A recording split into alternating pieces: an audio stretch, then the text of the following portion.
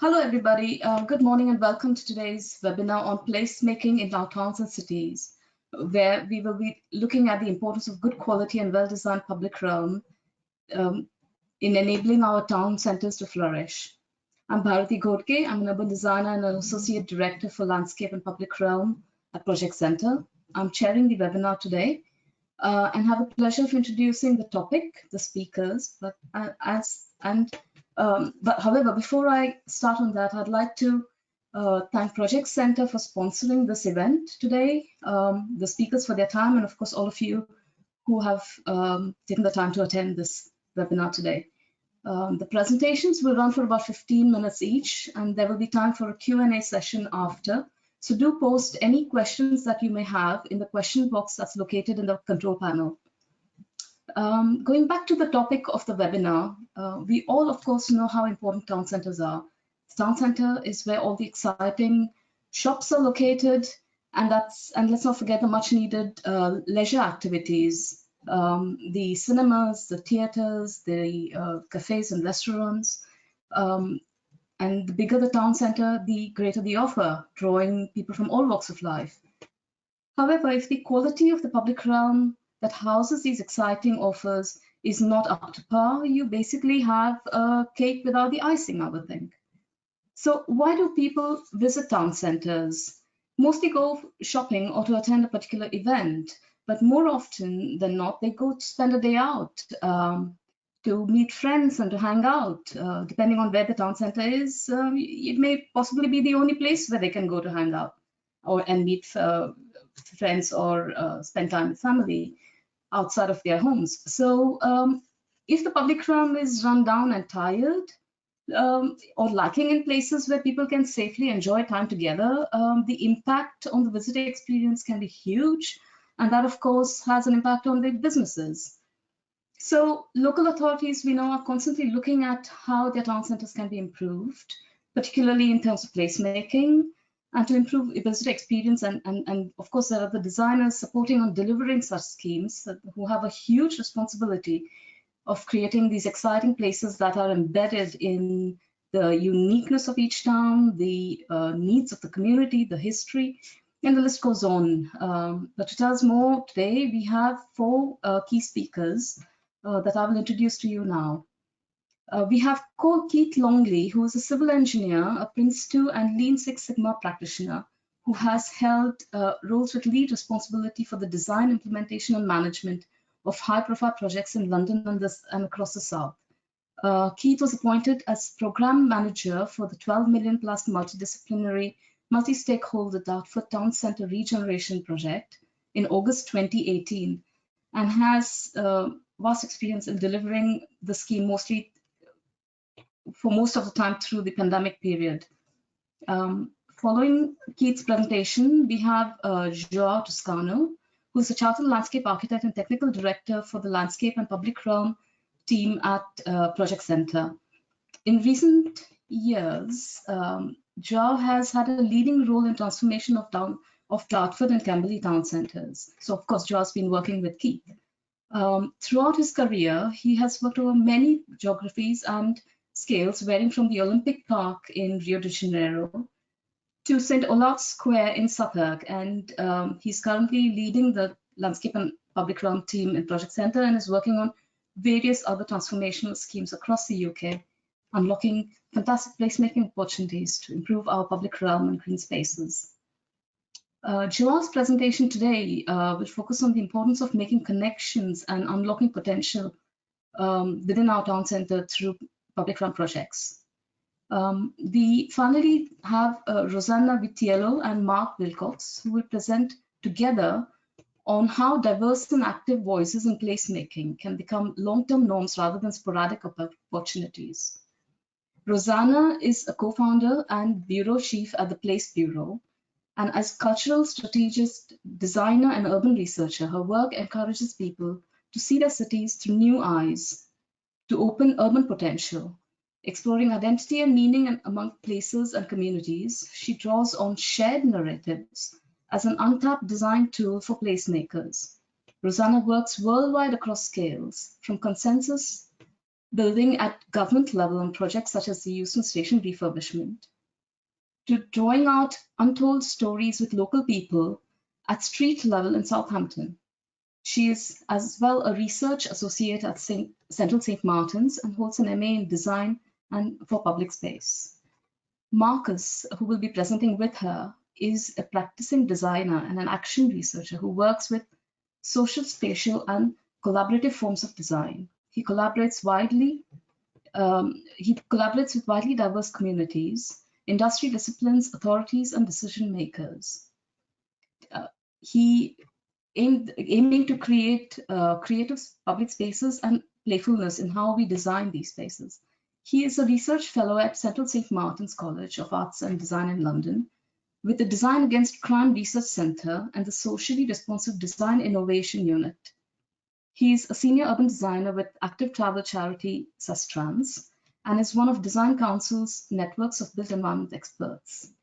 So, delving into how the world emerging after the pandemic could encourage us to rewrite our relationships with our local neighborhoods and town centers as makers of collective identity to shape more responsive streets and public spaces.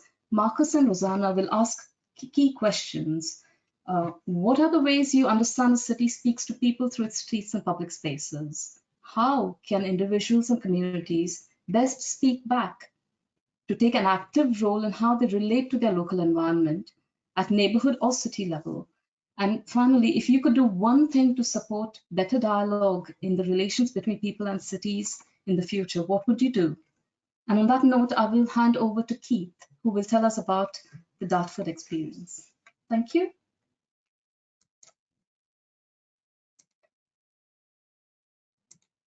Keith, if you would.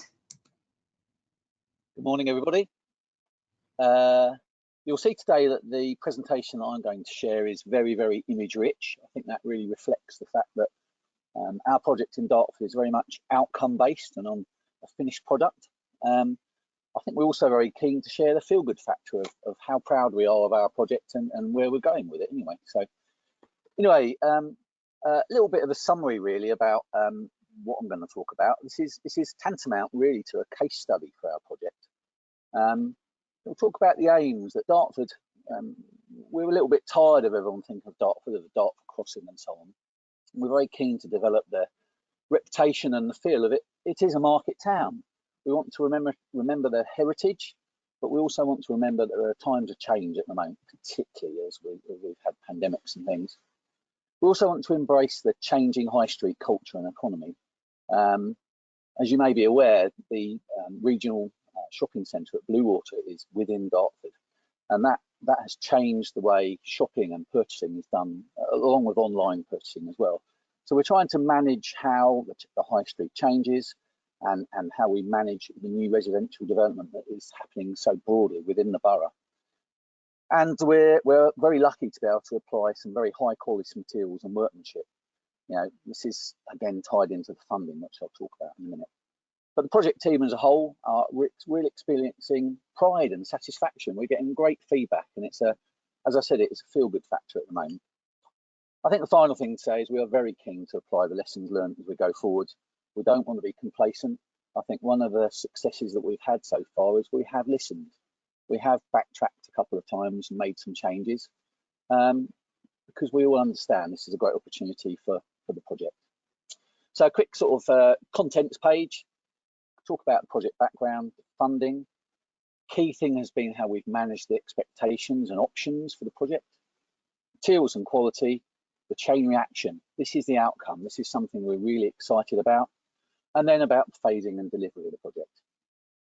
So the first thing really to talk about is that this project here is to truly transform Dartford. Oh. Sorry for the technology there.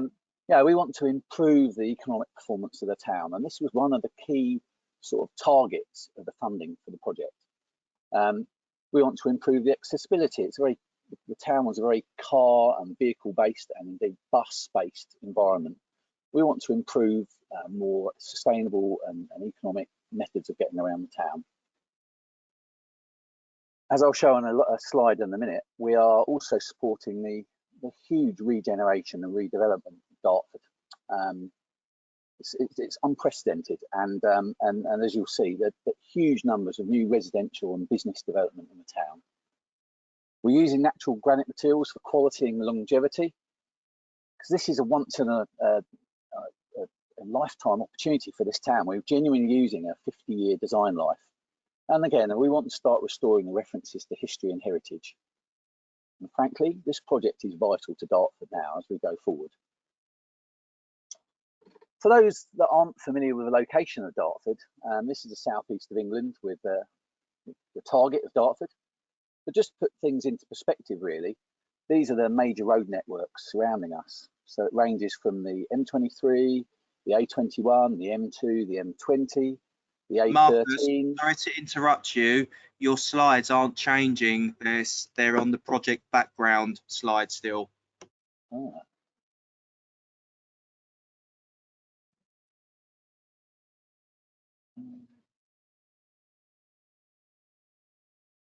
How's that going? That's better. Right, okay. Thank you very much. So this is what I was sharing. This is the road network, but also we are very lucky to have regional airports very close to us, and indeed ports. And ultimately, although obviously vehicular travel is changing following the pandemic, when you start applying some radii to our area, we're still not far in terms of drive times to the coast. This is one of the documents which is part of our local plan, which is about future development in Dartford. And as you can see, it is significant. To the north of the red circle is the large Google development, which is on the side of the Thames. And it just really demonstrates the sheer volume of change in this area. And this leads to the project funding. We're very, very lucky to have such levels of funding for a project like this. It's a total of £12 million, and that's shared between Homes England and Southeast Local Enterprise Partnership. But it does mean that we've been able to use the highest quality materials and highest quality detailing for workmanship. And the project was funded by what became a fairly complicated business case submission, and which did predate many of us on the current project team. But it is managed by a fairly formal funding agreement, which is managed by the County Council as the responsible authority. So we do effectively have a contract to which we have to deliver to under the funding agreement. So that ranges from reporting requirements, spend profiles, and so on. So it's you know, it's good to have this resolute reporting.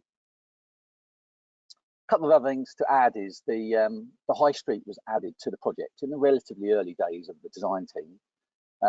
Because of the scoring system under the business case, the high street actually wasn't included in the scheme. And as one of our senior stakeholders said, it's not really a town centre regeneration without the town centre. So the high street was added to the project. This was originally able to be funded within the grant, but following the various problems with pandemics and some scope creep on phase one, we've had to take that out now, and that will now be funded internally by Dartford and generally by developer money. And likewise, Spittle Street, which is phase 3A of the project, it's shown on the phase drawing in a minute. This actually joins up the final section of the town centre. So by the time we finish the project in 3 or 4 years' time, the town will have been truly transformed. And you know, visitors to the town who perhaps hadn't been to the town for a few years really won't recognise the town. So one of the key things as part of my role and as the design team has been managing expectation. With so many other towns getting high street funding and so many other redevelopment going on, we were very keen to keep the basics. Dartford's a fairly small borough, and as such has a relatively small but very concentrated selection of stakeholders. So what we've been very keen to do is share and gather information as we go forward. Engagement has been key, taking people on the journey with us, and you know, embracing stakeholders rather than, you know, telling them afterwards. We've been very keen to manage how they feel, And one of the things is how options have been managed. And so, you know, it is our role to deliver a project. So it's very key that options that are given are all acceptable and all viable. And this helps us gain trust. I think this is one of the most positive things and perhaps satisfying things professionally that we've gained, that people are believing in us now as we move forward, and it's making things so much easier because we have gone back to basics. We haven't relied on lots of presentations. We've spoken to people, we've shared information, we've workshopped. As part of that back to basics, near to the beginning of the project, we carried out a fairly extensive door-to-door engagement exercise where we gathered contact details. We went round with pages on laminated drawings, and we shared what we were doing. We got buy-in, and I think it also helped to gain confidence with our stakeholders, the businesses, the frontages, because they could see what we're doing. They felt they were bought in, they were left with business cards and information, and we carry out regular letter drops. So we captured all this information and it was put into a tracker, almost like client relationship management, but it's great because we can now address people by their name rather than just dear sir. We can contact them, we can be accurate about house and building numbers, and we can just apply a bit of science and quality to what we do.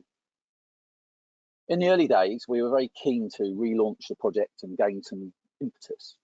And we wanted to share the kind of things that were being planned in terms of quality, materials, and the imagery and CGI benefits that we've been developing. So we installed a small test area in one corner of Market Street, which is phase 1. This proved to be very successful, surprisingly so actually, with huge buy-in from people walking past and looking at what we were doing. So we could share some imagery, but also people could actually stand on the quality paving, the granite. And as you can see on the image there, even some of the street furniture has proved hugely popular. We've also invested in preparing some, I say light, but some branding. We've been very cautious in how we have presented this and used this, particularly in times where we didn't feel it was appropriate to be seen to be being too overt in advertising when we were in a pandemic and lockdown and so on. Well, we have all this information and we have the capability now to project the location and the place, which is the kind of thing we're talking about, isn't it? So we've used some of the vacant stores in the local shopping centres to share the information, share the positivity, and it's been really, really well received. And again, we've been very pleased, really. One of the other things we found from our engagement exercise was it helped us raise awareness of just how the business is operated, where they took deliveries from, where their refuse was collected. This was another thing to not only win hearts and minds because we were asking them, but it meant we were able to design the scheme properly. And I have to say there were a couple of elements of the project on phase 1, which we actually made some design changes to accommodate things like this. One of the major changes for phase 1, which was effectively changing the Dartford one-way system, was to reroute the TfL bus operation. At the moment, the buses would go down through the heavily populated area, which we are seeking to return to pedestrians, and send them around the north side of the town, linking to the railway station and the other bus depot, just really to make it a more coherent and connected system. But the problem with that is we lost 3 key bus stops. And when you come to look at the other strategic bus stops in the town, ultimately it meant that the system, there was no connectivity. The gap between stops were too large. So as part of our project, we were installing 2 new bus stops. One as a temporary at the moment, which is the yellow dotted. Again, we're trying to react, we're trying to understand, we're trying to visualize that if that person was us, wanted to carry our shopping home and so on. Materials are one of the key things with our project, and I say with a wry smile, it continues to be an issue as we go forward. We are using the highest quality materials. Qualities we're using are those that you would expect to find in Westminster, Leicester Square, Brewery at Granary Square in King's Cross. We want the material to be hard wearing, very dense, give that feeling of quality. But this is a once in a generation opportunity, so we didn't want to miss this And as I say, we're very, very fortunate with the funding. It did bring with it some problems in sourcing material from the other side of the world, and in particular from China. Shipping and sourcing was complicated before a global pandemic and before a global displacement of containers around the world. This is continuing, and it has had a massive effect on cost. But we've ploughed on. We want to use the highest quality. We're using some pragmatism about patience and delivery. So here's a good example of the actual delivery, from going from the aspiration and CGIs of our steps, how they were manufactured in China, and then how they've been delivered. Oh, slides are not quite there, but we're trying to make the point about quality. And as you can see from the images here, the jointing, and so this boils down to the superintendents on site, the detailing from the designer, and how we have just delivered the project. Use of colour has been superb from our designers, and how they've linked some of the very attractive red brick buildings to the more modern paving. And as you saw there, though, there have been challenges in sourcing this material. We actually haven't been affected by the Suez Canal issues, but the ripple effect of that is still affecting the industry considerably.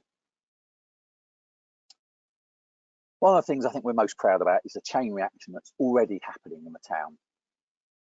Our project is genuinely considered good news. I've been fortunate to manage several town centre schemes, and I can genuinely say I've never had a project with such good positive feedback. Confidence is growing with businesses and stakeholders. You know, we will make errors, we have made errors, but when you're doing things well and you're involving people, people understand things like that far more easily. And we believe that maybe this scheme is just enough to tip the balance for a number of the small independent businesses in the town, so they can redevelop and move forward. We're able to, you know, and as part of the workshopping that we're carrying out for the next phases, and phase 3 in particular, because we're able to demonstrate the delivery and quality, and we have exemplars 200 yards away, that's a really good way of gaining some trust and managing the expectation that kind of goes around in circles this whole story, really. We're very keen to develop the high street culture of tables and chairs. That's already happening. That's really great, and on a sunny day, it's quite impressive in Dartford, really. The tables and chairs and the spill out, and we're really keen to promote this. But of course, once the high street and the other areas of town have been repaved, we're going to be managing this, encouraging it, and I believe it will make a real different feel to the town. On the other side effects of this is many businesses now have been retasked. Buildings that had been vacant and redundant for many, many years have now been redeveloped. Generally, there's been restaurants and food and beverage offering, as is perhaps the desire for the high street. But one of the sort of particular cases in consideration is in Marketplace. Marketplace is the centre of phase 1, the Market Street and Brewery Square, and it's relatively high profile in how the town sees itself. This is an image of 1986, and it just goes to show the key changes of how we're changing things. But the area here, this building on the end here, is one of the significant change to the town centre. Residential development over retail and food and beverage. And we're having to embrace, including with my planning colleagues, change. We have to change, we have to run with it, but by having the improvements to the urban realm and improving the environment, making it easier to get around, developers are now happier and more confident to move forward. So very quickly, delivery, design and construction. This is being split into a number of phases. Some aren't quite so urban realm, town centre, placemaking centric and are more traffic related. But the 3 main phases that we're talking here are these shown on the screen. Once again, just getting a feel of where we are in terms of location. And this is a very well used phasing drawing. It shows the phases for the project, but what we have added in here to add some context is really the other things that are affected and affecting in the town centre. So we have the very well known Orchard Theatre. We have the Prospect Place Shopping Centre, Orchard Shopping Centre, and the Priory Shopping Centre. So we have these 3 large shopping centres surrounding our project and surrounding the one-way system. Got the National Rail connection there, and then significantly we have 2 very large mixed use or generally residential developments in our town centre. And so when you actually look at the context of our scheme, this is truly significant to the town. One of the other elements as well, and I mentioned it earlier, is the ability to be able to add Spittle Street. And as you can see, it stood out as being an untreated, incomplete area. But by adding it to the scope, funding this money and finding it important to fund it, we can actually completely change the town centre. Put things into context, and in terms of size, the Lowfield Street development, which has been in its time a little bit controversial because of a failed Tesco redevelopment and so on 10 years or so ago, but this is the size of it. And it's a major redevelopment of, I think, 500 residential units. But it's coming up out the ground, and you can see how it blends nicely with our improved scheme. And obviously the development's not complete yet, but it's something how we're trying to manage and facilitate. And likewise, within phase 3, which is the former co-op site, very derelict, bit of an eyesore site really now. It's a bit of a wasted site. That development is coming forward, be a large high-profile plaza, multi-screen cinema. With that moving forward though, we're trying to be smart about how we use these areas, and we're using it as our site compound for the town centre works at the moment. So we're now on to really the things we did, and this is phase 1 Market Street, which is now generally complete. Some of these slides really show what was there before, and I perhaps could have picked some better angles, but this area here was an area dominated by buses and vehicles.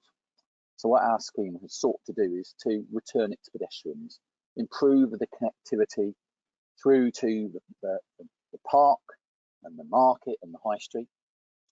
And so here's overlaid our CGI of the scheme. As you can see, we're introducing pocket parks, narrowing the road, making it easier to cross, making it a far lighter, more pleasant, and probably a safer environment because you haven't got to vie with buses and so on. And here's the finished scheme, and we've got some images here, but one of the things we've been very pleased with our consultants is how close these CGIs are to the actual scheme. Probably one of the things is there's a difference in the season and the leafing on the trees, but it really has worked out very well. So these are just some images of the completed scheme showing the sheer quality and the transformational nature. Obviously this one is a very sympathetic use of our paving and detailing next to the medieval church in Dartford. But this is the kind of thing we want people to sit out in the sunshine, eat their lunch, sit with their children and friends and family. And you know, this is all into design, better by design, better by quality, and as I've said before, funding.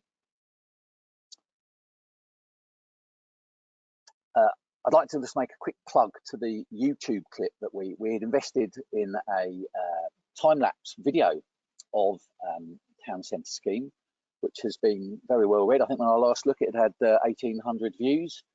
It's a great thing. We used it as something for construction record, but it's proved to be really, really useful.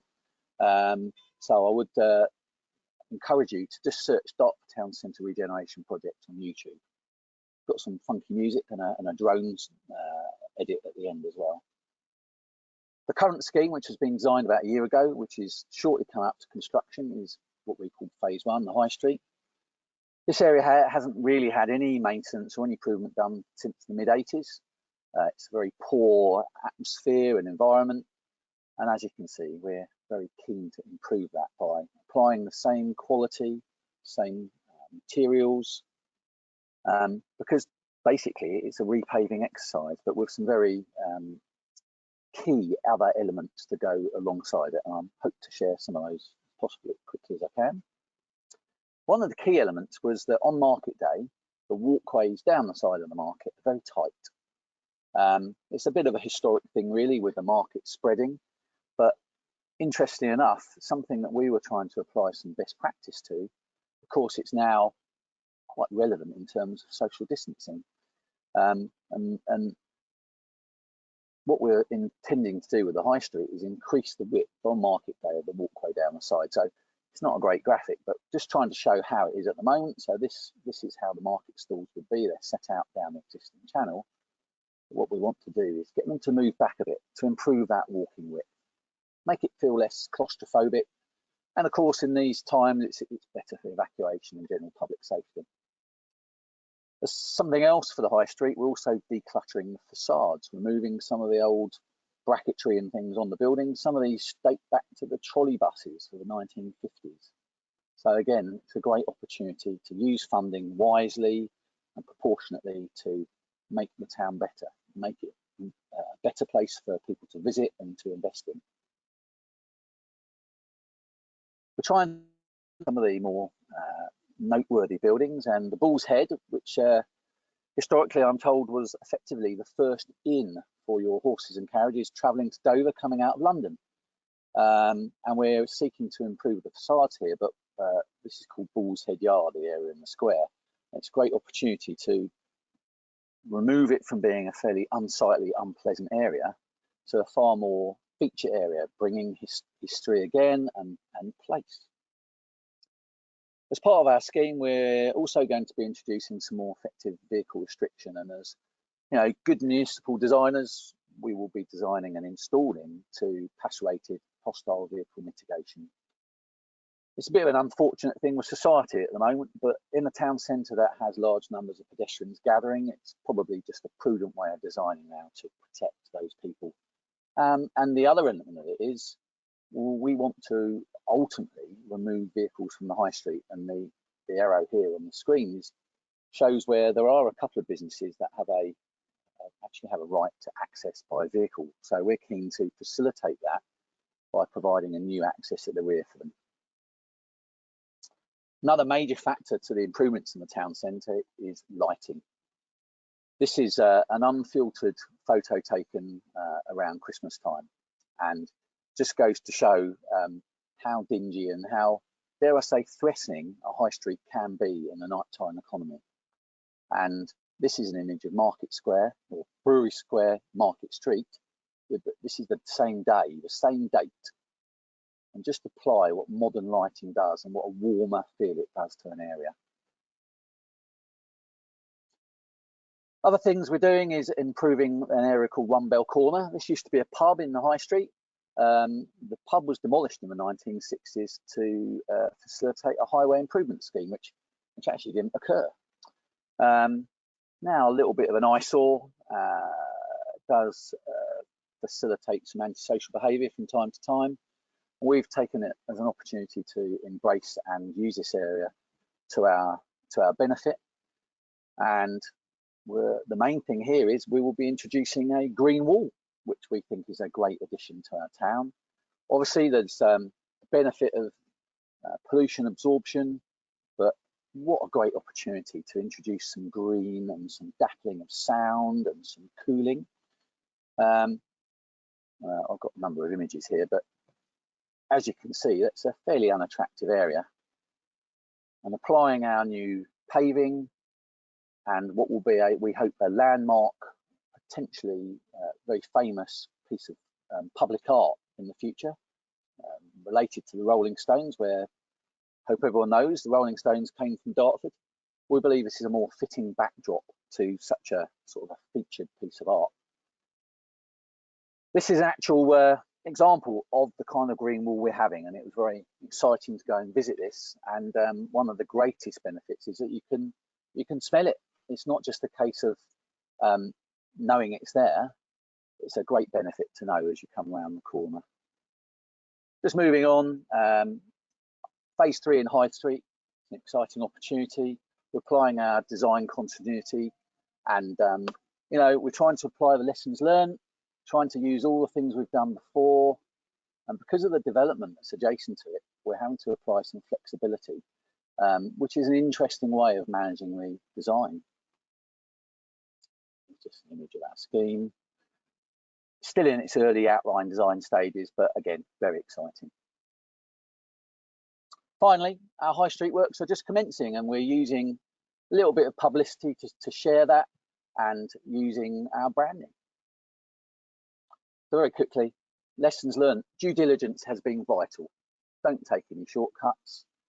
You might not think you need to know this, whether it be a list of contacts or leaving a business card, but it all works. It's old school.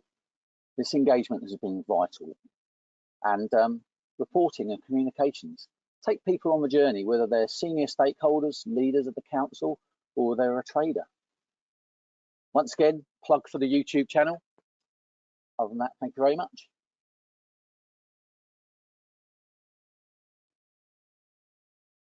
Thank you, Keith. That was very enlightening. Could we now have Joel to start on his presentation? Thank you. Hi, everyone. Good morning. I'm just going to get my presentation up. Hopefully, you're able to see. So today, I'm going to focus on sort of 4 areas. The first one is about making connections and unlocking potential.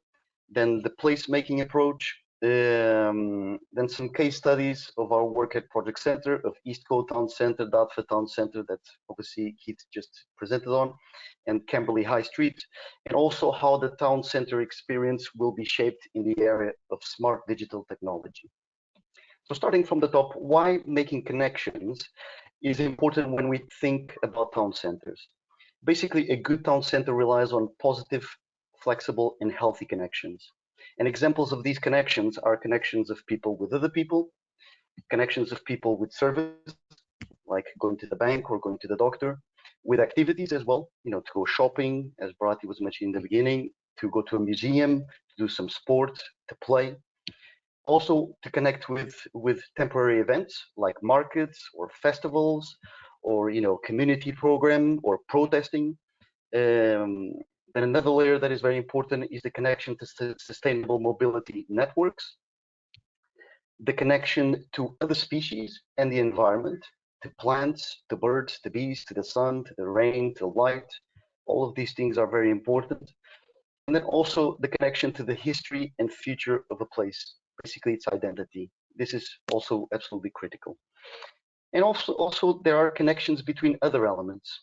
The dialogue between buildings, the dialogue between buildings and the public space, the dialogue between public space and green infrastructure, and the dialogue between green infrastructure and buildings. And I could go on, but all these connections are really important.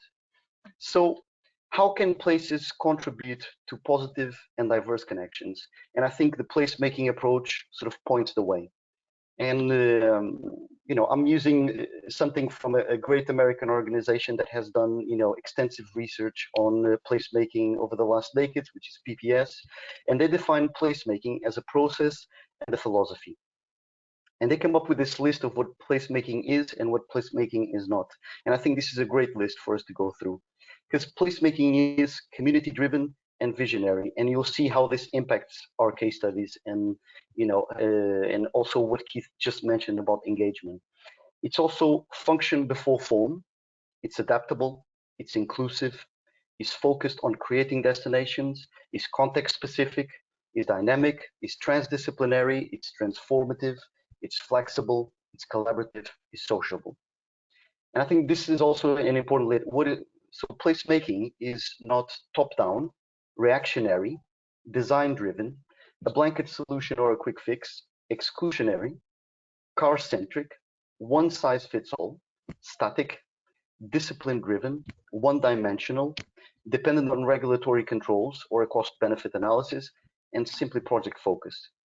So ultimately, this is about the placemaking process, but where we want to get to is obviously to a great place.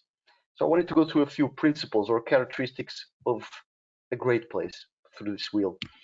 So a great place is a place that creates improved accessibility, that builds and supports the local economy, that fosters social interaction, promotes health, nurture and defines a sense of community, and promotes a sense of comfort. These are critical things for the success of a place. And I would like to now sort of dive into the first case study, which is East Cotan Center. So you can see how Eastcote was a few years ago, a car-dominated environment with quite dated sort of landscape elements, and you can see that the public space is not really looked after. It's uninviting, it's tired. You can see even here where you have a kind of a wider footway in front of a restaurant, there's not much happening. There was a bit of a lack of identity to this public space in Eastcote town centre. And ultimately, there were very serious issues with flooding and also some antisocial behavior issues. And this also triggered, this sort of transformation.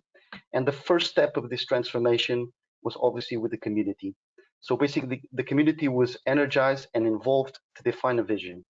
And they were able to shape the vision. And in this particular case, they were able to actually vote on the vision. So before us sort of designers even got involved and pick up a pen, the community was already shaping the vision. And this is of critical importance because throughout the process, there was a lot of engagement. So ultimately what this gives, it gives a huge amount of ownership to councillors, to all the stakeholders and to the community. And this is what can then happen. You can start unlocking the potential for healthier public spaces and better town centers. And you can see this is the same photo in front of that restaurant. And it's bringing biodiversity, is creating social interaction, is allowing the restaurant to spill out, and this is what we want to see. We want to see activity in the town center. Throughout this project, there was a lot of people involved, and we work closely, with between lots of different disciplines and stakeholders like Thames Water and TfL, especially to address that, that flooding issue. And ultimately, you can see how a road corridor, and a lot of the times these road corridors are a bit forgotten, can change it to something that is, much more alive and obviously much more resilient in this case. And you can see that the biodiversity within this town center has increased tremendously, and also the overall comfort of this public space has increased. And ultimately, the process and the outcome of the process has really boosted a sense of pride and ownership of this public space. And we see this in the feedback that we get in how people are taking care of the scheme and how people are activating the scheme. For example, schools want to bring students to understand this, to know more about the scheme, how the flooding is attenuated, how the plants are working. So ultimately, this is energizing the community, which is exactly what we want. So that was the first case study. So I'll touch just briefly on Dartford Town Centre because obviously Keith already mentioned, most of it, but obviously it was a poorly connected, car-dominated sort of town centre. Again, everything started with that engagement and putting the community first in terms of thinking and defining a vision and listening also to key stakeholders. Again, Keith already mentioned, the amount of engagement, testing, communication. This was again critical to the success of the scheme. And ultimately, only the first phase has been sort of delivered on site, and the placemaking never stops. But this is definitely leaning towards a more connected, healthier, and greener town center. And I also wanted to share a little bit of sort of a piece of engagement that we received, which was great, and piece of steer that we received, which was when we unlocked all the sort of the transport side of this space. Then there was a clear steer that it should be a green square, and it has to do with the identity of Dartford, and especially the importance of Dartford's Central Park to its residents. And because there's such an affinity with this Central Park, there was a clear ambition that this is not just a hard square, this is a green square. And ultimately, this again brings that level of ownership and involvement of the community into the project. And ultimately, the aim Dartford has a very rich history and it has a very strong identity and is growing a lot. So we really wanted to celebrate Dartford's identity, help lift the community to provide them, a really good public space. So it's a good setting or stage for, their activities, for them to enjoy the town center. And ultimately, as Keith pointed out, there was lots of outstanding architectural assets that were a bit forgotten. They didn't have the right context. For example, Holy Trinity Church is a Grade 1 listed church, but now they have that sort of ground that gives them the importance that they should have. And ultimately, the aim was to design spaces, and obviously that's the aim for all the ongoing phases, that are welcome to all users, but that have a focus on the pedestrians and the cyclists. So that was that for Dartford. I would like to go to the third case study, which is Kimberly High Street, which includes the High Street, Princess Way, and Knoll Walk. So basically the High Street, which connects the station to the Royal Military Academy and to the new London Road development. You know, a few years back was a car-dominated High Street with lots of parking, you know, very tight footways, very little sense of space, not particularly comfortable for pedestrians or cyclists, not really recognizing pedestrian desire lines. You can see here on this photo, this is the main entrance of the shopping mall on the High Street. And ultimately, you know, you have cars in front of one of the desire lines of the pedestrians. Then we have another street, which is Princess Way, which is a street just off the High Street, which connects to another entrance to the main shopping area, which was a hard, dark, and dated pedestrian shopping street. And then, you know, connected to Princess Way to the east, you would have Knoll Walk, which basically would connect the shopping sort of area to the cultural area of Kimberly. In terms of, you know, at the end of the view that you can see at the moment, it's Kimberly's theatre, then you have the library there as well, and then you have the council. But what you had was a cluttered, dark, and inflexible pedestrian street, and there was really no relationship between Princess Way and Knoll Walk. So again, you know, the community was brought to the table to shape the vision right at the start. Again, engagement throughout the process, and this, you know, this methodology keeps, you know, this is a big reason for the success of these schemes. And ultimately, you know, this is the transformed sort of Kimberly High Street.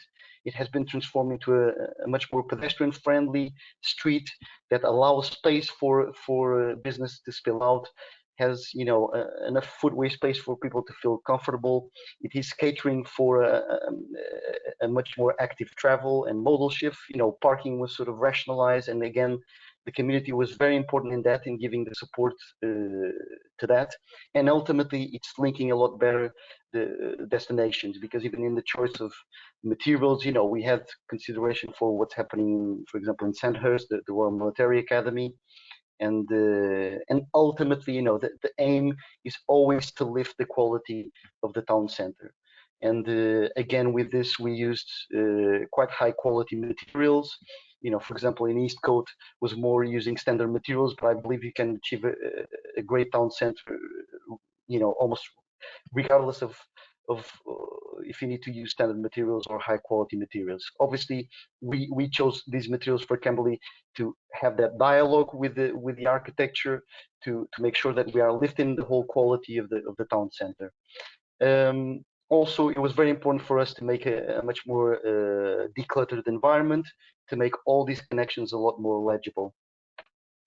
Then Princess Way, the transformation was into a lighter, greener, more contemporary shopping street that has flexible space for events. You know, all town centers need this flexible space. We need to let the community activate the space and not sort of populate with everything. We need to allow for seasonality to happen and for the unexpected to happen as well. But ultimately, you know, there was quite a change to Princess Way. It's a lot greener. It's much more legible. The materials link a lot better with the buildings. And for example, again, one of the things that we were told during all the engagement is that, for example, children used to like to use a lot the seating walls, or the walls which were at seating height in Knoll Walk.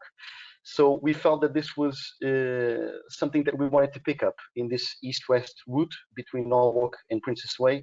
We wanted to create, you know, some trails within this public realm, and it's really great to see. You can see on the bottom left and on the bottom right that, you know, the kids are having fun even going under the handrails, and they then jump to the kind of the seat. And, you know, ultimately this is exactly the interaction that we were looking for this space. In terms of Knoll Walk, we wanted to really connect very strongly Knoll Walk with Princess Way so that they both start working together. Obviously, we've done that through materiality. They are very different streets because obviously the Princess Way has a lot of activation from the buildings, whilst Norwalk doesn't have activation from buildings. So ultimately, it was very important for us to also react to those edges. And ultimately, you know, the idea was to create on that northern side, which is next to residential properties, create a bit of defensible planting, and then you create that kind of south-facing opportunity, facing what is going to be a green wall. Obviously, the photo that you see is of the last phase of the construction, which was just a few weeks ago. But I hope in a year's time that wall is going to be completely green. And one thing that you can see on this image is obviously the lighter aspect of it. And because this is linking, you know, the shopping area to the cultural area, we wanted to have a more kind of artful, playful identity to it. And ultimately, I don't know if you can see, but create that visibility. This is at the very end of Norwalk, and we really wanted to have that visual link to the entrance of the shopping mall, so that if you're on one side or the other, you're able to see that link. And you know, and if you go for that day out that Bharati was mentioning in the beginning, it's very easy for you to navigate through Kimberley's town centre. Ultimately, you can see, you know, the aim of having, you know, that south-facing seating opportunity, the playfulness of the bench, which is, you know, which links a bit to Princess Way, but obviously it's a bit more playful to give it a little bit of a different character. And ultimately, we wanted to give that kind of white paving again, so that markets can take over, community can take over, and activate the space. Then public art was also very important for Kimberley High Street. This was with Munson and Rattlick, and they undertook basically a community-focused public art sort of piece in terms of uncovering the narratives of the various Kimberley residents, and then integrated within the public realm in, I must say, a very elegant, beautiful way. So, you know, you see these pieces on the paving, they will be on that green wall, they will be within the planting, so you're able to discover, you know, these stories along the way. So looking forward on placemaking, I just wanted to share a few thoughts on this in terms of how our experience of town centers will be shaped in the area of smart technology and digital. And basically,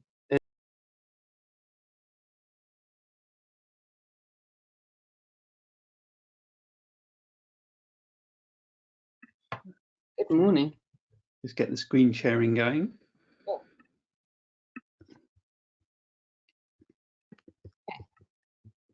Great, thank you for inviting us along today. Marcus and I are going to talk about how we now have a unique opportunity to rewrite our relationship with place, and we're building on the work that, or the discussions from Keith and from João. We're going to take a look at this through the lens of a research practice we've developed over the last 15 years or so, called Urban Lexicons. So Marcus and I have just co-authored a chapter in the Routledge Handbook of Placemaking called How the City Speaks to Us and How We Speak Back. And more than anywhere in a town or a city, we believe that this is relevant in town centres. The work we discussed today has emerged from this research and from learning in practice through our work at Central St Martin's, through Sustrans and through the Place Bureau. But we're going to get out of the book and onto the streets to kick things off. So, and we're going to take you on a walk. The moment that we step out of the door and onto a street, we're embraced by places, their sounds, their symbols, their sensations. And from here, our relationship with a place begins to build. So as we continue our scroll, we want you to think about what signs and signals you might pick up on a street that tell you about the type of street you're on and help you understand it. What prompts you to stop and to look again, or to acknowledge the people or the characters maybe you haven't met before, or those you know well. And over time, how might our own responses affect other people's ties with the street too? What we're doing in a space, how does that affect their behaviour? So in town centres and high streets, these sensations are heightened, and it's this sense of shared identity that brings people together. But the question remains, we didn't want to quote Bart necessarily, but we'll get too philosophical here, but his question remains relevant. So although the city speaks to its inhabitants and we speak to our city simply by living in it, wandering it, looking at it, the problem is, how do we bring an expression like the language of the city and all the identity and the meaning that it brings out of the metaphorical stage? And how do we turn that dialogue and that meaning into action as placemakers, as urban designers, and as place managers? So over COVID and now beyond, our priorities and our relationships have changed, and nowhere more so than our relationships with place. So we've seen that the way that we relate to our streets and neighbourhoods, our doorsteps, has shifted. We describe this idea of speaking back as very active voices in a street or neighbourhood, people being able to use it and take and appropriate it in their own way. So you might see kids chalking up pavements, or someone giving an impromptu concert on their stoop.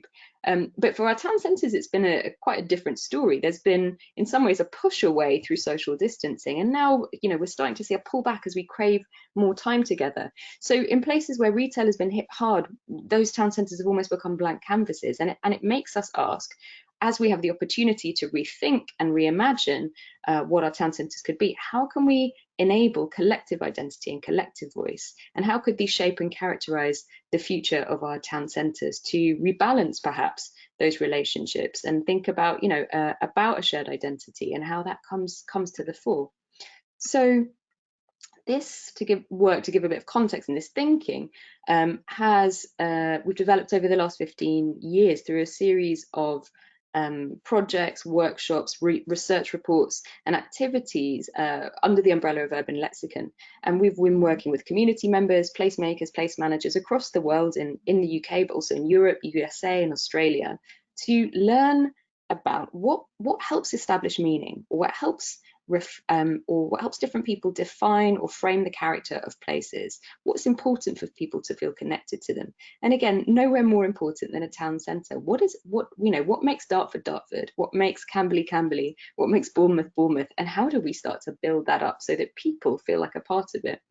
Very simply, we start with Urban Lexicons asking the question about what makes us fall in love or out of love with different places. So why might we fall instantly head over heels for one spot and feel very much at home there, like we belong, and in another we feel utterly repelled or excluded?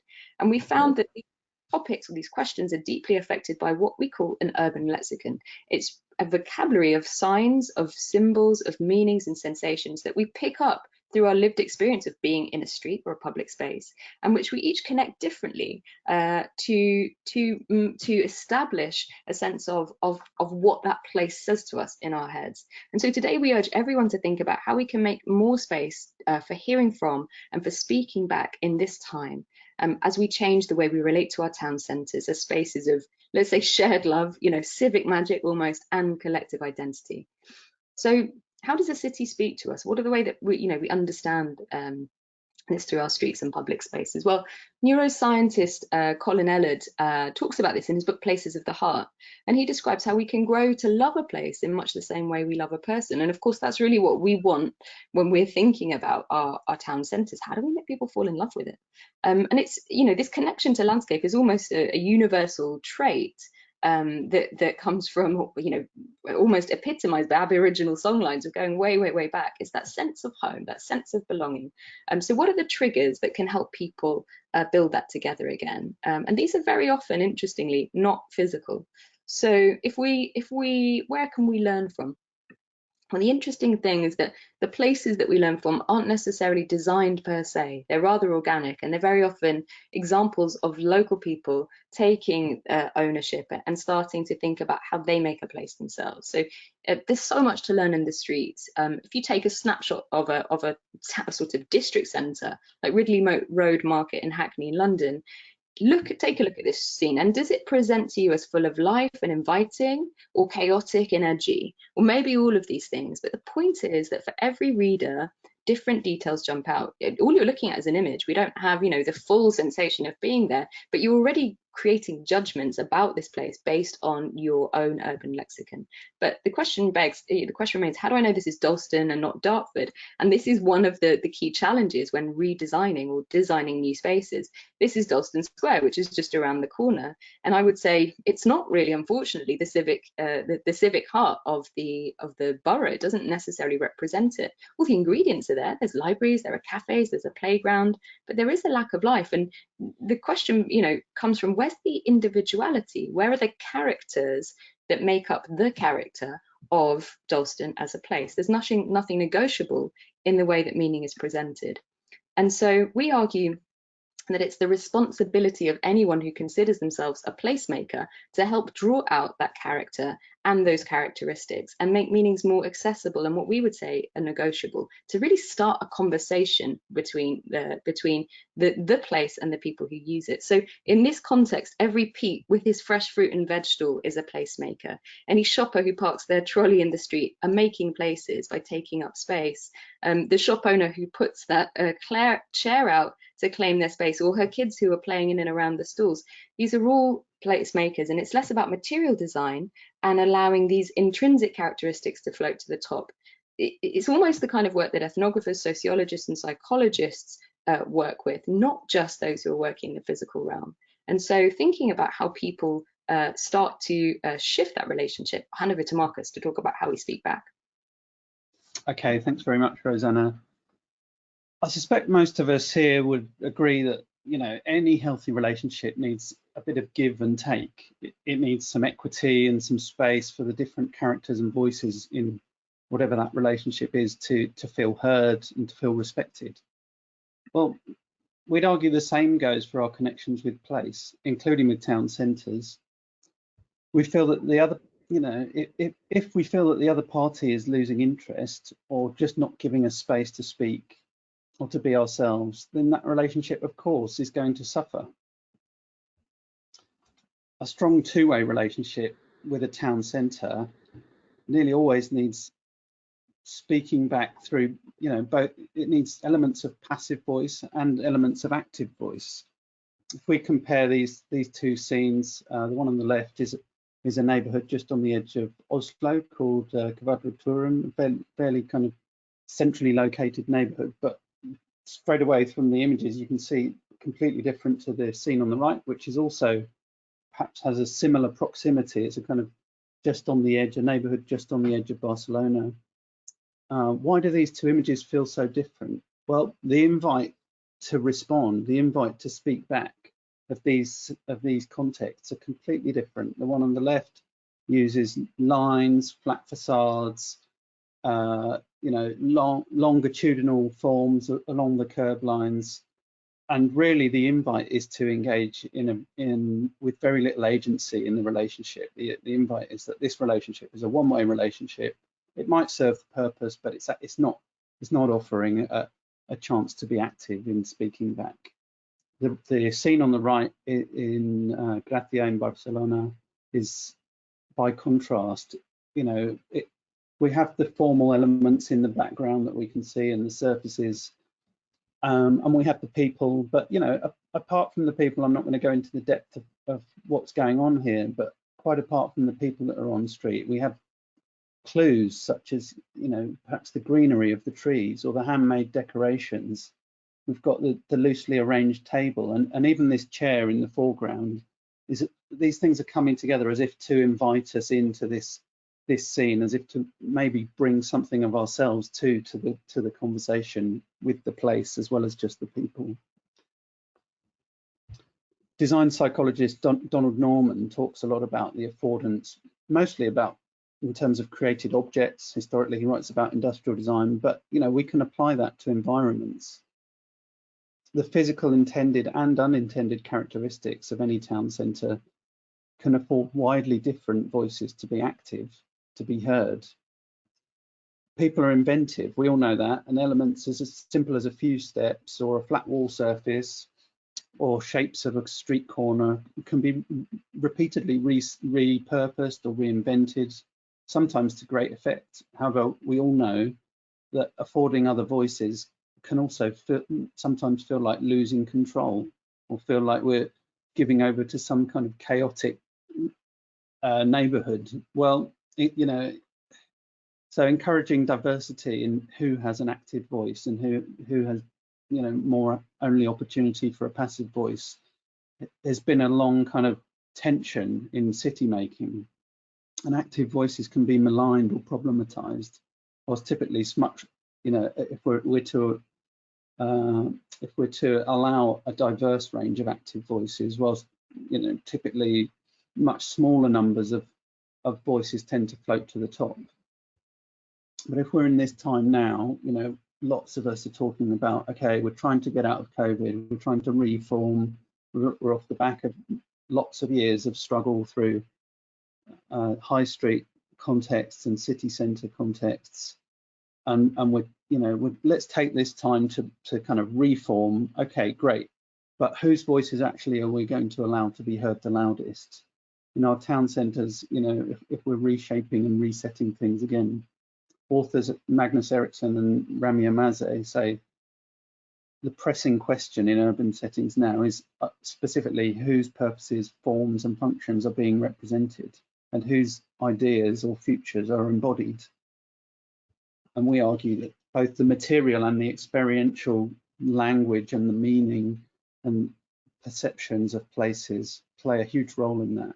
To give an example, you know, let's take an amazingly important movement. The Black Lives Matter movement has crucially and thankfully grown enormously in public consciousness over recent years. But, you know, why is it that it needs a topic as important as this? Why does it need an image on screen or in a media image from a town centre of a protest in a street to reflect the values that people are campaigning for, when actually, you know, where are the physical and experiential manifestations of these voices? Or if they're already in place in some places, I'm not sure where those physical and experiential manifestations have changed. But if you know of some, you know, what should they be looking like? Are they really reflecting the characters and the values that are being raised now? And I think most of us would agree are so much more important than have been given credit over historic years. In parallel, we could look at themes like gender and age representation in town centres, also in urgent need of rebalancing after way too many years of male-dominated city design for strictly limited groups of people. To give an example, in Barking, so reportedly about 51% of people don't feel very safe after dark around Barking town centre. That compares with about 20% national average. And most of the people who were responding in Barking were women, were older people, and people who identify as disabled. And the Her Barking project is a really interesting example where they were working mostly with women to look at redressing that balance and to collaboratively design and test really low-cost experiments to look at how perceptions of safety, how meanings and messages of everyday places could change. Another example is Play Parramatta, which was a collaboration between the local authority in Parramatta, just outside Sydney, with Western Sydney University, and critically with loads of local citizens looking to explore the use of playfulness in both communicating and addressing serious problems around personal safety in the city centre, which has been undergoing an enormous amount of change. You know, for anyone who sort of doesn't know Parramatta in any depth, it might be a bit comparable to the changes that have been going on in Silvertown or in Barking in the UK or Salford. So we ask, you know, how could town centres better support people in voicing and developing their own languages and lexicons, both to mature ways that we can actively shape meanings of a place, and also to kind of long-term be part of that identity or distinctiveness that Rosanna and also Joao were talking about.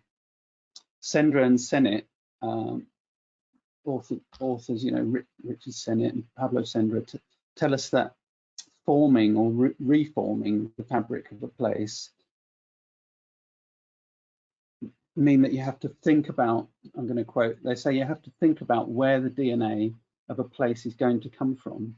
In the UK for so long, we've been trying to get away from this kind of high street PLC, and I think some of the examples that Keith and Joao showed are reflective of that kind of problems that were set in place by that kind of high street PLC approach, and we've been trying to get away from it. But if we're going to move away from it and achieve new levels of quality and distinctiveness and quality of welcome and experience, you know, we need to think really carefully about where that DNA is going to come from, and how we adapt as people and communities change. How we're setting a design life for 50 years, how does that allow the local context to adapt to? You know, I think that is fantastic to have quality, but also, you know, how do we infrastructure for change so that our city centres and our town centres can be not just a meanwhile space that disappears and then, okay, that's the community engaged bit done after 6 months. Now we move on to the other focus. You know, can we consider places in terms of ongoing infrastructures of imagination, not just to test occasional products and services, but to test on an ongoing way social and cultural infrastructures, to test trust and to test welcome in a kind of more dynamic way that can relate really closely to the people who are there and the people who a local centre matters to. So, you know, how are we going to rewrite these relationships with place? Well, we'll come back to this question. You know, if you could do one thing to help rewrite our relationship with the town centre that matters to you, what would it be? It'd be great if you could hold that in mind. If you've got any thoughts on that straight away, feel free to put them in the chat. We might come back to that later. You know, through the tragedy of the pandemic, thankfully, some fantastic things came out from it. And I think one of those things is that lots of people, just all kinds of citizens, grew as placemakers. Lots of us had new chances to add, to edit, to enrich, to review our experiences of our local neighbourhoods, of our local context, where we had to spend so much time at home. But equally, you know, so government initiatives and local neighbourhoods and neighbours getting together for impromptu activities. There's been so much effort to kind of reinvent what public space and public realm and streets mean to people, use them as social spaces, and use them as places where people can speak to each other and engage in new ways with the context or the neighbourhood or the town centre that surrounds them. But, you know, negotiating new meanings has been something that's quite difficult once you start investing capital into a huge infrastructure project. And Sendra and Senate reflect on the difficulty of this. You know, they say, well, at least over the last 50 years, the imposition of order has kind of removed the opportunity for that dynamism around meaning and negotiation. They say this leads to the question, can architects and planners really manage to design disorder? And they use disorder in a kind of provocative way. They're referring to opportunities for organic growth, opportunities for, as the reflection on the placemaking slide in the previous presentation, you know, placemaking isn't only about top down, it's about bottom up. How can we allow these things to work in better dialogue?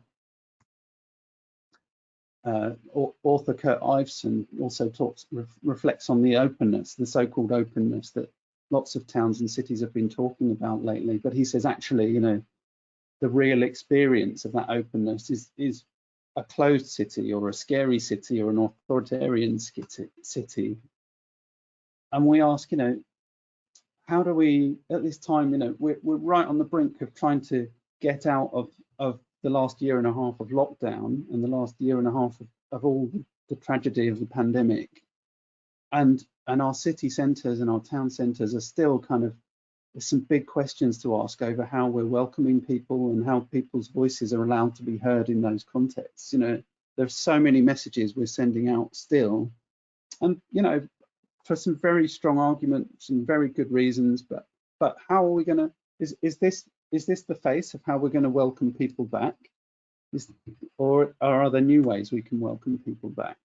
We've just passed the 1-year anniversary of the controversial but significant removal of the toppling, if you like, of the Colston statue in Bristol.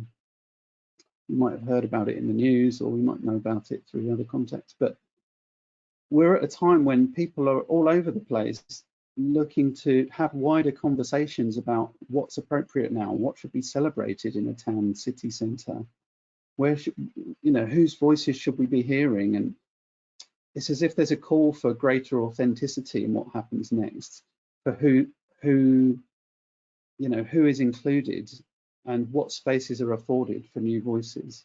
Okay, I'll hand back to Rosanna to close off. Sure.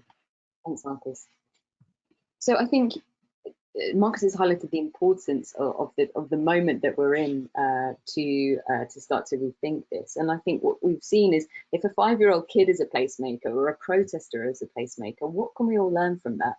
And what we can learn is that, you know, we should sweat the small stuff. We need to shift the lens from master planning to micro planning, and that's coming through certainly with some of the projects that we're working on, where as opposed to setting the scene from above, we're actually starting to work from below as well, and to meet the two in the middle. And you know, Common Ground, a fantastic charity worth looking at in terms of understanding local distinctiveness, talk about this idea that it's small details that spark the telling, that actually give clues to the previous lives and landscapes, and that breathe significance into the streets. And what you certainly want in your town centre is significance. What you don't want is insignificance, because then nobody's going to come, no one's going to visit, and the imperative, the imperative to visit is not there. So through our research, we've started to shift this idea of perhaps what should be measured, and I think this is one really important factor. Very often, you know, town centres in the past have to some extent been driven by economics, and we've been measuring obviously revenue, we've been measuring footfall, we've been measuring dwell time, but perhaps we should be measuring something different. Perhaps we should be measuring reciprocity, the ability to be able to influence your environment, trust, the fact that you feel like this is a place that represents you, that you belong in, and that is, you know, it does not invoke kind of crime, agency, you know, the ability to take a hold of this place. Very importantly, we should be measuring confidence. I think this is essential for a town centre. You know, on the following slide, actually, Marcus, what are the signs of confidence that show a regeneration is in place? Soul, you know, that's character, that's the way that we express ourselves. And love, as we said, you know, that idea of civic pride, and you know, perhaps even a little civic magic, which is a term that we use when you get kind of just that wonderful mix of people in the streets, and life itself kind of plays out on the stage that can be your town centre, your town centre square. We end on one final image actually, which is Bournemouth Town Centre, which I think is very interesting. Bournemouth Square, Debenhams is clothing, but it's being repurposed and taken over by Bobby's, an old department store that was there in the 50s. It's a haven for skaters. It's actually doing pretty damn well, and I think this, like, to me, this ability, this is the fact that the skaters have taken it over, that it's kind of harking back to a different era, highlights that there's a kind of lovely slow pace, a lovely slow life in that town that is actually proving to be attractive to a lot of people right now. So the question to you is, what one word locates you culturally or emotionally in your town centre? If you were to put one thing at your heart, what would it mean? Have a think about that. And if you want to keep the conversation going, please share any ideas or opportunities with us. As I said, we're working through Central St Martin's College of Art and Design and the research offering there, as well as bringing in our own practice with Sustrans and the work through the Place Bureau. But do stay in touch and take a look at more projects and more of the updates at urbanlexicons.org. Thank you. Thank you both. That was extremely interesting, and yeah, we'll leave everybody with a lot of questions, I think. Just to say that we are at 11:21 right now, and before, you know, that leaves us about less than 10 minutes for Q&A. So if everybody is happy to stay on for an additional 15 minutes, I think that might allow us to go to some of the very interesting questions that have come through. Would all the panel members join me, please? Thank you. So if I start with a question for if we just go on in terms of in the order of the presentations, we have quite a few questions for Keith. I'm not going to be able to go through all of them, but one that comes through is, it says, we have here John Noble saying, it's a great looking scheme. Could you discuss whether implementing so many green areas was a challenge, political or more generally? And it's great to see, but many urban design schemes have limited greening. So if you could let us know your thoughts on that, Keith. Yeah, and I have to say that politically and all the other stakeholders, there was great buy-in to the greening of Brewery Square. The gardens are going to be managed under a maintenance agreement, which is between the higher authority, which is Kent County Council, and Dartford Borough Council. And I think it's something very positive. Clearly, the species and the layout of the gardens has been designed to be relatively low maintenance. But yes, that's been specifically considered. Okay, that's great. I do know that Joanna has to leave quick. Rosanna, sorry, I'm so sorry. Rosanna has to leave soon. So if I just pass on one question for you. Where were we?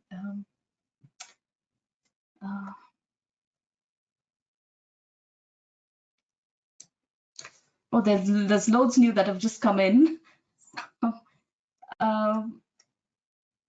There's a question about have you considered the homeless community? Have you included the homeless community in your projects as valuable stakeholders? And I think it is also to do with, you know, when dealing with how people relate to spaces. So perhaps this is, would you like me to answer that, or yes? Sure. Yeah, please, Marcus, definitely. I think, you know, that yes, I think it's a really important aspect. I mean, one, because homelessness is so prevalent now, so much on the rise, and I think also sort of shifting value. You know, who we often forget that the people who use public realm the most are the people who we very often don't talk to. Kids, Joao, you mentioned, you know, are out in public spaces. In some other spaces, those who have more time, teenagers, elderly, and homeless people have a very significant understanding very often of public realm. I worked on a project in Austin in Texas, redeveloping with MVVA the Waterloo Greenway, and in an area that actually those who use it the most right now are the homeless community. And you know, one of the aspects that we worked with was to try and kind of shift the understanding of the board, actually, to get them to consider, well, what opportunities are you offering for the homeless people who are currently really those who are using the space the most, and how could you help them, lift them out of that type of cycle? So it is something important. I'll hand to Marcus, because I think we've also got some perspective. Yeah, through the Design Against Crime Research Centre at Central St Martin's, we've worked on a few projects with different. One we worked on with Victoria Business Improvement District, and they had some through the changes that are going on around Victoria and London. There's a long-term homeless community around there, and we started working on a kind of collaborative project, and we managed. We ended up in this kind of great relationship with the Passage and St Mungo's and a few other homeless charities and service providers, and a number of service users were kind of really generous in their time and came forward and became part of the work. So we set up these working teams that involved service users, service providers, local authorities, local residents. And what we found actually is that by bringing together through process and allowing people to work together and do together, it kind of changed the perception of the problems in the neighborhood. So it was kind of the briefs initially around that project, and we were kind of peripherally involved in a similar project in Camden, where there's been some amazing work with Somerstown Community Association, who are working through similar things in the changes around Euston. But I guess what I'd say is, you know, take every opportunity that's available to allow people to come together, not just you know, hearing from people remotely is great, but actually if you allow people to get round a table together and be counted at, and have voices counted at a kind of in an equal way, often it changes the problem rather than, you know, having to try and assume that the solution, you know, sometimes a solution can't address 50 different problems at once, but when you get people together, then the number of problems reduces. And so we, you know, through the work with Victoria Business District, we were able to kind of reduce the number of things we were working on, and it became a really productive series of activities, so that service users are still in contact with the business district there. Service users from the homeless charity are still in contact with the business district, and some of the changes around the kind of public realm are take on board a wider range of voices, if you like. Thank you for that. Here's something that's to do with sustainability and carbon reduction. So this one is for Keith. David Gibson asks, why import materials from China? Have you looked at local sources and queries for materials? Also in terms of services, gas, electricity, and sewers, SUDS. How was this managed to ensure the streets get surfaces don't get dug up, which is, we all know, is what happens quite often. Okay, well, yeah, sorry. Okay, I'll answer the first bit first then. We had to be fairly specific about our materials that we were choosing and selecting, both for the geotechnical properties of being very dense and resisting staining and so on. But you would think it'd be much more expensive to source materials from the other side of the world, but it's not. And there are a limited number of suitable European materials anyway. So that decision was made. Yes, it's a fair comment about carbon footprints, but we're looking for quality, and that was that. In terms of services and utilities, we did carry out a fairly extensive exercise through New Roads and Streetworks Act, trying to gain any upgrades or any future works that were planned. But what ultimately we have done is installed a fairly broad network of spare ducts crossing our main parts of the works, so that if people want to come in and make a connection, at least they're only lifting slabs rather than digging up the road. It's always a risk. We're also trying to manage that, and one of the other things that we're doing is we engage with the higher authority, the county council, so that when a submission for some kind of excavation or connection is submitted, they now pass it to us, and we engage with that company that's wanting to excavate, and we've already found ways of mitigating it and getting them to think about it from a slightly different angle, connecting from a different point, to mitigate any excavation and any scarring, really. But it is a town centre. We want to see regeneration as well, so it's just a balance. Thank you, Keith. We've got again on town centres for Joao. In terms of the changes in Dartford and Eastcote, they all look very positive. And some of this, but however, Joanna feels pedestrian streets could become very quiet at night. And is there any way that feelings of, it says, is there an impact on feeling of safety for pedestrians who wish to use the streets to routes elsewhere when the shops are closed? Yeah, so I think to Keith's point, obviously we work in a multidisciplinary way, and so there is almost the lighting side of things that obviously needs to address certain light levels, and obviously we work with our lighting team to achieve that.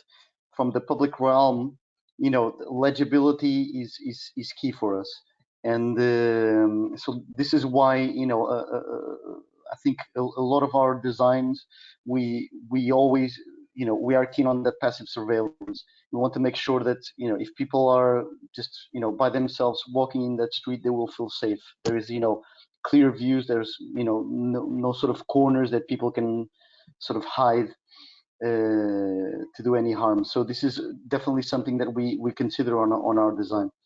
But ultimately, what we find in a lot of these town centers or in a lot of schemes is that, there's a number of things that are just not in place in terms of light levels, or or you have shrubs that have overgrown and then create sort of blind spots, and ultimately you need to go through sort of all of these to try and design it out to feel safe, basically. Yeah.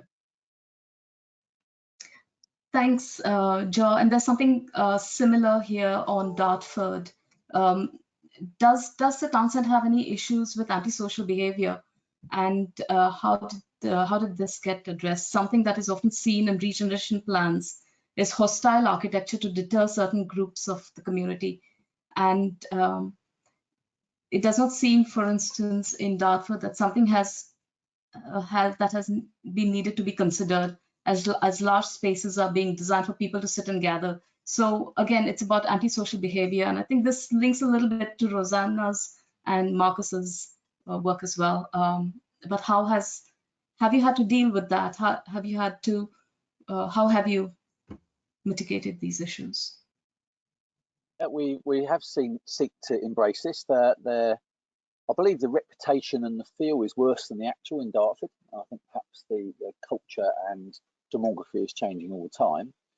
But we are, to sort of add to Jao's response there, we are, as part of our scheme, having a wholesale upgrade of the CCTV system in the town centre anyway. That allied to the improved lighting, we hope will improve that whole kind of feel. It removes those dark areas, removes those areas where antisocial behaviour can be carried out, but it's something to enforce. And I think by having eyes on it also enables us to use the civil enforcement methods that we have and personnel to react to this and just hopefully improve behaviour generally. Can I just mention something on this? Because I think also we try to design spaces that inspire people to kind of use them in a positive way and also activate themselves. And I think this goes sort of to I was listening to Rosanna and Marcus quite carefully, because I do feel I wish I had photos of Kimberly and Dartford with the lots of events that the community drove, and not just to sort of, so it was because I do think that will help that degree of ownership. And this is why when sort of I was talking, for example, about Kimberly, that we want to leave some empty spaces so that the community comes and takes over those spaces. And I think that can help sort of bring people sort of together, that it doesn't need to be catered by the shop or by the type of seat or by a specific thing that is kind of designed or thought through by someone else. It's there to be taken, let's say. Yeah, Mark. Can I add one thing on that? The history of and the rise of kind of the practice of what we often refer to as crime prevention through environmental design, that sort of emerged through Jacobs and Newman back in the 60s and 70s and others.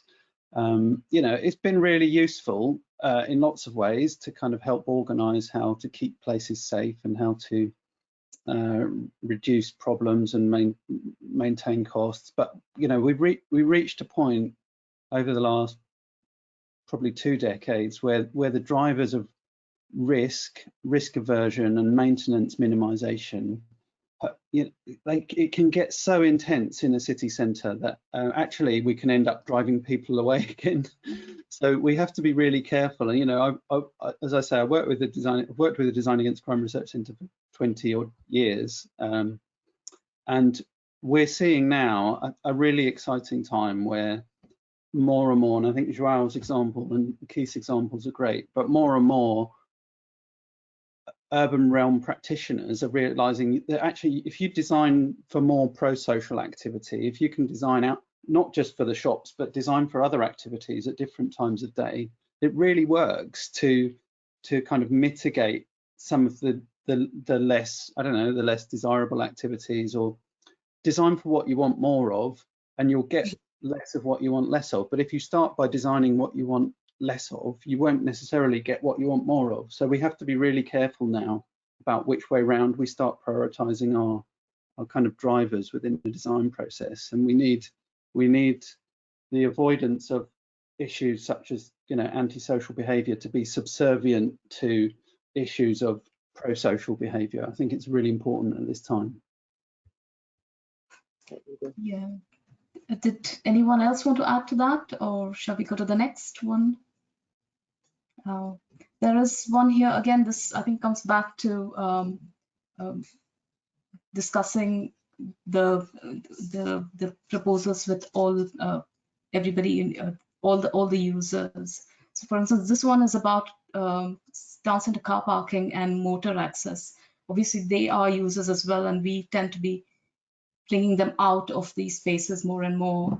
So here is a question from Tony Waterston, who has actually already left, but it's quite interesting. Did you have a reference group of residents who could provide detailed comments and combat the inevitable negative reactions to change proposal and removal of town centre parking and motor access? What was the business reaction? Did you involve them in the process? This is for Keith or for Joao, I think, or based on the Dartford presentations. Well, I'll go first then, Jarrah. I think parking historically has been a very sensitive thing in Dartford. I think it's thought to be something that's very sensitive, but I think it's not quite as feared as people thought. Now, as it happens, under our project, we have provided some additional, effectively relocated town centre parking. Very unusual that you can park that close to the high street and shops, and so Dartford's very fortunate for that. But in terms of including groups and things, it wasn't really something we were able to do. We carried out a consultation exercise which got in feedback and got opinion, but ultimately we did need to move forward. And I think it's very easy for the layman to say, oh, we don't like removing parking, when we know it's better for a town centre to give it back to pedestrians, but still to provide parking. So it's a very difficult balance to gain. As it happens with our completed street and marketplace, there is no bad feedback now. Parking issues have gone away. There are no complaints. And I think we have reached a very positive outcome and the best balance that we could have done given the circumstances. Thanks, Keith. Anyone? Joao, do you want to add anything to that, or? I'll just mention that, you know, these things usually go a bit step by step. So and obviously this was, for example, the first phase in Dartford. So ultimately, you know, the community starts looking and starts feeling differently. And for example, it was a lot. I would say it was a lot easier in Kimberly, because, you know, probably 5-10 years before, they decided to turn into, I think, a full pedestrianization, a street that is just parallel to the high street. So people just got used to it, and ultimately it is. And then they see the value in it. They see, you know, they can host a number of events. They can, you know, walk freely. They can let the kids walk freely. They can, you know, the space is there. There's a different flexibility that if, you know, if there was access and parking and all of that, you would not have. So it is a kind of, it is a process of placemaking, of change. And we were a bit lucky, for example, in Kimberly, that, you know, at least that part of the placemaking was being done previously by even, you know, another scheme that was already changing people's minds about that particular element of parking. Yeah. Thank you. And just again on making sure everybody is included, we have a question from Eleanor Pereira for Rosanna and Marcus, really, but it says, very enlightening talk. Thank you very much. Very interesting to hear about her barking project. Are there any good examples of where children have been given a heightened consideration other than play? Yeah. And yeah, there is actually, and I think, you know, when you think of children, you should also think of wider family groups as well. One of the other projects that we wrote about is in Argentina, in Tucumán, led by an architect called Veronica Mancilla, who is a 1394. Am I right? I think that's it. But take a read of the chapter. Really, what she did was she created a kind of an infrastructure that worked with children and families to help them actually take over and appropriate empty public spaces in the city. So the city suffered from, I suppose, quite a lot of empty buildings in local neighbourhoods. And her approach was to develop first a physical kind of toolkit for play and learning, but then also sort of social infrastructure and kind of network to organise these kind of events that enabled kids, in essence, to start to take over the city, as well as doing, I suppose, some of the similar kind of exercises that we're doing to understand how children read a city and how they read meaning into their public spaces. Almost getting kids to like walk around and start leaving notes was very interesting, like leaving notes to other people in the city to sort of highlight their voice. So that's an example that springs to mind.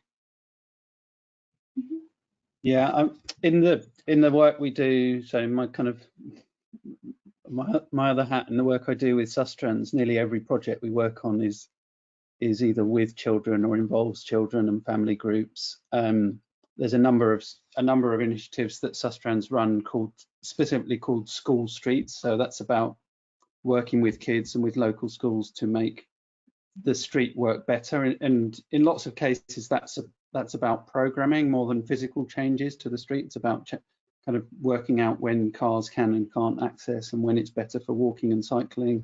But also, and more recently, we've started to be working with local authorities, looking at how some of those approaches can be made more permanent and involving kids. You know, thankfully, kids that you don't need a qualification to tell placemaking professionals what's important to you about where you live. So you can include the voice of a 4-year-old and as much as you can the voice of a 40 or an 80-year-old. And it's about kind of, for us, it's often about designing the program of activity to make sure that you're hearing those voices from early on. And really simple things like, don't program an evening session at 8 o'clock if you want to hear voices of kids. You know, work with the school or work with the local community or youth group that works with kids, and make sure you can hear from them directly, and make space in initiatives and programs to hear those voices. I think hearing diverse voices is, it can be more expensive, but it's worth it, because actually you get greater richness and you get greater connection, as Joao was talking about, in a place as a consequence. So yeah. Yeah, anybody would like to add to that, or shall we go to the last question, which is quite a good one to close on, I would think. We have a question here set to Joao, but I think anybody could really, one of you could, all of you could answer this. Is it placemaking or placemending that we do, and do the same principles apply? No, I think placemaking is a bit more positive, and ultimately it's all about trying to create those positive dynamics, and then I would say it's almost trying to get people to. That's why I used a lot the idea of energizing.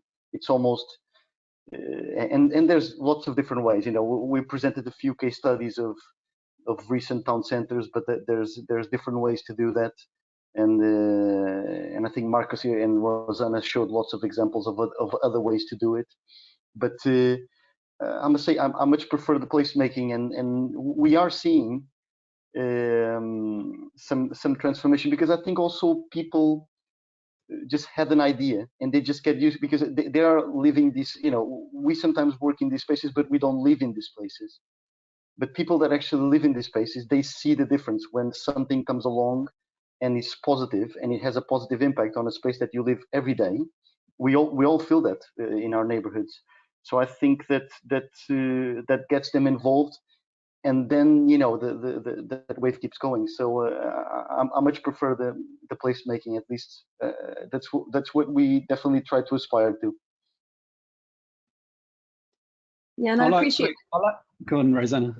I was going to say, there's so much, what's the word? There's a lot of criticism of the term placemaking, because and so mending is an interesting term, suggesting that, well, why is it our role to make that? But I do agree with Joao. Also, sometimes, what came before wasn't necessarily good. Like, we don't want to mend something if we're like, we used the term, actually, Marcus used the term of infrastructure of the imagination, and there's this idea of how can we dream a bit bigger? How can we've got a moment to rethink totally what our town centres mean? And so mending suggests, we're going back to what was there before in a certain guide, like what if we could create something that was fresh? You know, I think that's more positive. Yeah, I like mending as well. I mean, I don't really mind if it's mending or making. I think there are other interpretations of the term as well. You know, lots of people are critical of it, but I think what's important to me is it's often talked about in the, I have to check my English knowledge now, English skills now. I think it's the gerund, isn't it? It's like it's continuous. It's not a discipline. It's not, this is architecture. This is, you know, I'm a planner. This is placemaking. It's an ongoing activity. And even if you call it place mending, or even if you call it place shaping, as some do, I think the ing is really important because it kind of reminds us that it's not just about what we do through one project. It's what we can set up to allow for a long time to come, and how people can kind of engage in that and change it. How, you know, place shaping is about evolution. It's about enabling the evolution of a place over time. It's not just a one-off, instantaneous activity, I think.